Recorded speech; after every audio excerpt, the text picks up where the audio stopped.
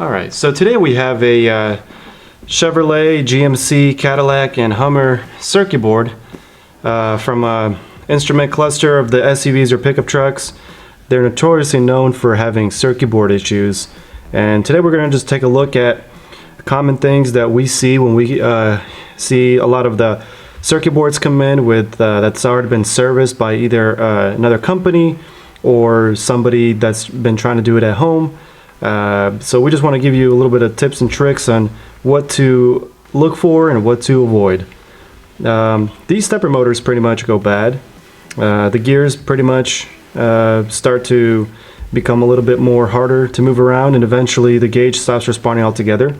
And so we pretty much, when we get one in here, we replace all the stepper motors with brand new ones and the most updated version. So it'll pretty much last the lifetime of your vehicle. We put new incandescent bulbs here.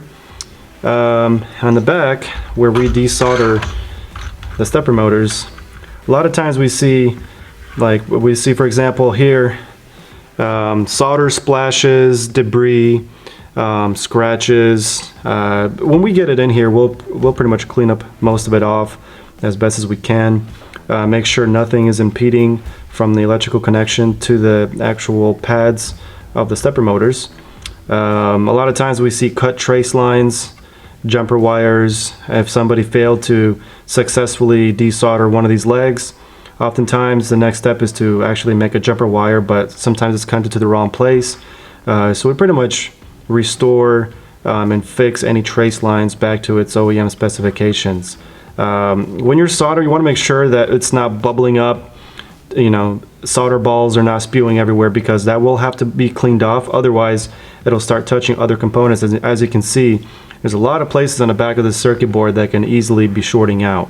So we recommend using high quality solder, a good soldering iron. So make sure that you're taking your time when you're actually doing this one. Same thing with the bulbs on here. You want to make sure that none of the pads are touching, the legs aren't too long. There's a lot of components that we resolder on the top end, because eventually from cold solder joints or faulty components that fail due to age or just wear and tear, we pretty much replace all of that and fix it. As you can see right here, tiny little place right here. Normally you can see when somebody's already tried to do something, and you can see a little tiny solder bridge at the very top.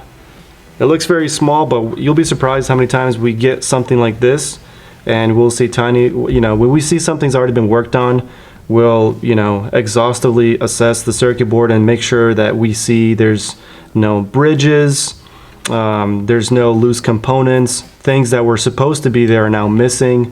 It just makes it a little bit more fun when we're trying to repair one of these circuit boards, but we pretty much test all the functions at the end anyways, so if something's not working, we'll let you know that we weren't able to fix it. But yeah, so the back is basically, you want to take your time desoldering these stepper motors, and you want to make sure they're completely flush with the circuit board, and they usually snap on, they click through, so you'll know that they've successfully punched through the holes on the back, and then you can solder them in. So yeah, you want to make sure your circuit board is as clean as possible, so that there's no debris, there's no dirt, corrosion eventually accumulating. But yeah, basically this is what we do to these circuit boards. We fully repair it, resolder everything, put all new stepper motors in here, brand new lights, and yeah, pretty much recalibrate the gauges to factory specs.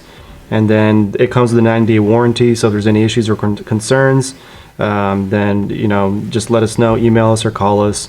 But yeah, that's how you would repair one of these.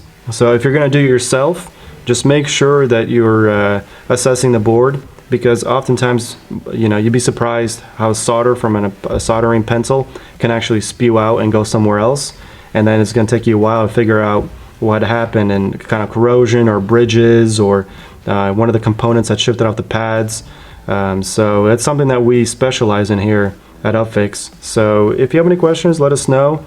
Like and subscribe, and follow us on Instagram and Facebook. And thanks for watching.